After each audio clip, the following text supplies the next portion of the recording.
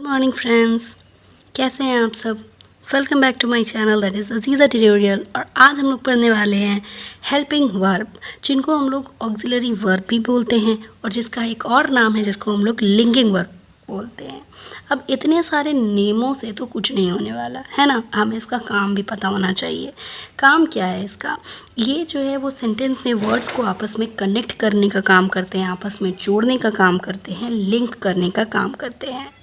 Basically जो helping verb है वो ब्रॉडली 5 जगहों पर डिवाइड किए गए हैं, जिसको हम लोग verb to be, verb to do, verb to have, verb to need और वर्ब टू विल बोलते हैं। और total there are 24 helping verbs, जिसको हम लोग वन बाय वन क्लियर करेंगे। लेकिन आज हम लोगों का जो मेन फोकस है वो वर्ब टू बी के लिए है, और वर्ब टू बी में हम लोग इज़, एम, आर, वॉज और वर का कॉन्सेप्ट जो है वो क्लियर करेंगे। अगर आज आपने ये वीडियो लास्ट तक देख लिया तो इसके बाद आपको इज़, एम, आर, वॉज और वर में किसी भी तरह का कोई डाउट नहीं बचेगा, ठीक है। तो इसीलिए वीडियो को लास्ट तक ज़रूर कर देखना। तो चलिए हम लोग स्टार्ट करते हैं वर्ब टू बी। तो बी का मतलब क्या होता है? बी का मतलब होता है होना। बी जो है वो किसी भी चीज़ के एग्जिस्टेंस को शो करता है कि कोई चीज़ हो रही है या फिर हो रही थी। इससे मतलब नहीं है, होना जो है वो बेसिक है कि हो रहा है तो वो बी है। अब इस तरीके से आप ले सकते हो कि बी के जो है वो 5 चिल्ड्रंस है, 5 बच्चे हैं, जिसको हम लोगों ने इज़, एम, आर, वाज और वर का नाम दे दिया।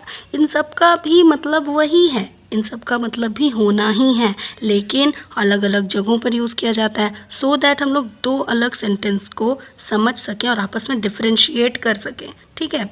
तो अगर मैं एक सेंटेंस का जो है वो एग्जाम्पल ले लेती हूँ, जैसे मैं कह रही हूँ कि आई एम अ गर्ल, तो मैं एक लड़की हूँ, मैंने इसका इंग्लिश ट्रांसलेट किया कि आई एम अ गर्ल। तो यहाँ पर ही हूँ के लिए जो है वो एम का यूज़ हुआ है। इन द सेम वे अगर मैं कहती हूँ कि शी इज़ अ गर्ल, तो यहाँ पर ही जो इज़ है वो उसके होने को शो कर रहा है, ठीक है। तो जहाँ पर भी सिंगुलर सब्जेक्ट होता है तो वहाँ पर ही हम लोग इज़ का यूज़ करते हैं, और जहाँ पर भी प्लूरल सब्जेक्ट होता है तो उसके साथ हम लोग आर का यूज़ करते हैं किसी भी एग्जिस्टेंस को शो करने के लिए। अंडरस्टैंड? अब आ जाती है वाज और वर की बात। तो वाज और वर भी जो होते हैं वो किसको शो करते हैं? एग्जिस्टेंस को ही शो करते हैं, लेकिन ये पास्ट के लिए यूज़ होता है।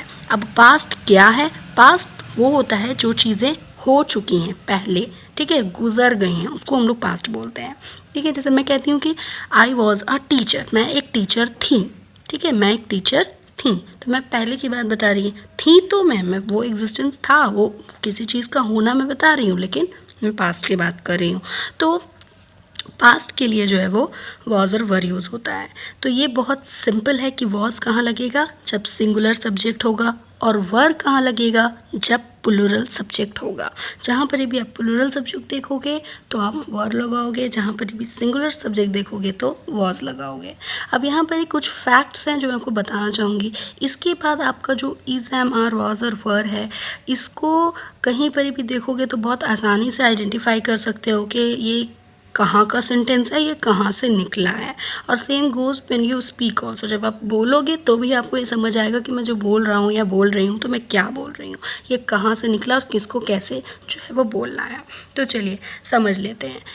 एक चीज़ ये है कि इज़, एम, आर, वॉज और वर जो है सिर्फ 3 जगहों पर देखने को मिलेंगे। इन 3 जगहों को छोड़ करके आप कोई चौथा जगह मुझे नहीं गिनवा सकते जहाँ पर इज़, एम, आर, वॉज और वर लगता हो। तो पहले हम लोग इज़, एम, आर को समझ लेते हैं, उसके बाद हम लोग वॉज और वर पर जाएंगे। हालांकि दोनों सेम ही हैं, थोड़ा सा डिस्टिंक्ट सा डिफरेंस है दोनों के बीच में।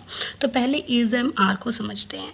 जो पहला जगह जहाँ पर आप इज़, एम, आर लगा हुआ देखोगे वो है सिंपल सेंटेंसेस, ठीक है। जब हम लोग किसी स्टेट को, किसी चीज़ के स्टेट को शो करते हैं, जैसे मैं बोल रही हूँ कि वो सैड है, वो बीमार है, वो उदास है, वो जागी हुई है, वो सोई है, तो इस टाइप का जो सेंटेंस है उसमें हम लोग जो है वो इज़, एम, आर का यूज़ करते हैं, ठीक है।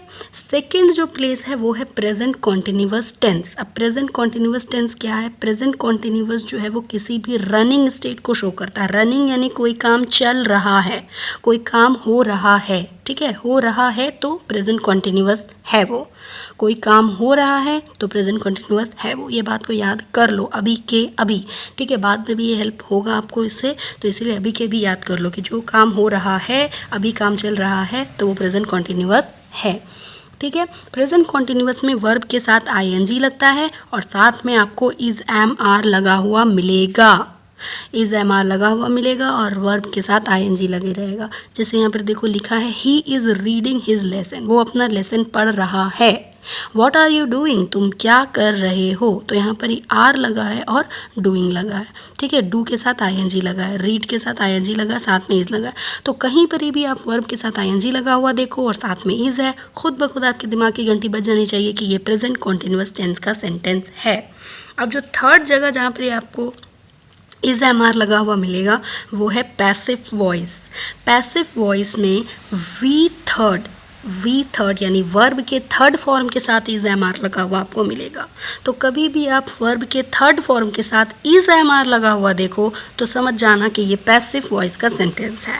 एक्टिव पैसिव आप लोग बचपन से पढ़ते आ रहे हो, अगर फिर भी इसका जो कॉन्सेप्ट है वो क्लियर नहीं है तो इस पर वीडियो जल्द ही आने वाला है। तो इसीलिए मेरे चैनल को सब्सक्राइब कर लो ताकि फ्यूचर में जो भी वीडियो मैं डालूँ आप तक वो सबसे पहले पहुँचे।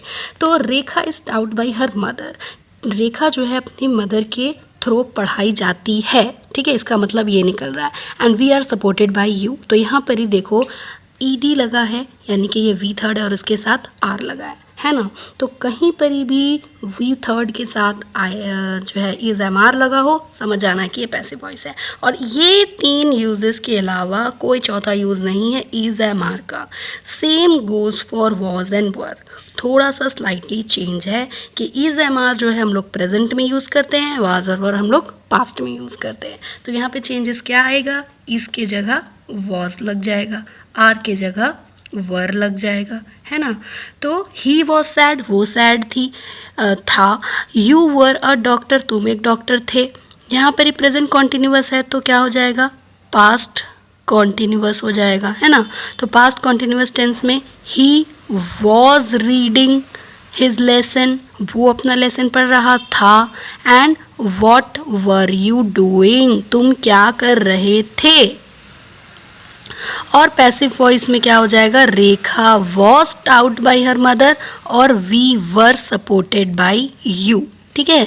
तो ये चेंजेस जो है इसमें आएगा और वॉज और वर भी जो है यही तीन सिचुएशंस पर लगते हैं, इनको छोड़ करके और कोई चौथा ऐसा सिचुएशन नहीं है जहाँ पर ही वॉज और वर लगता है। अंडरस्टैंड।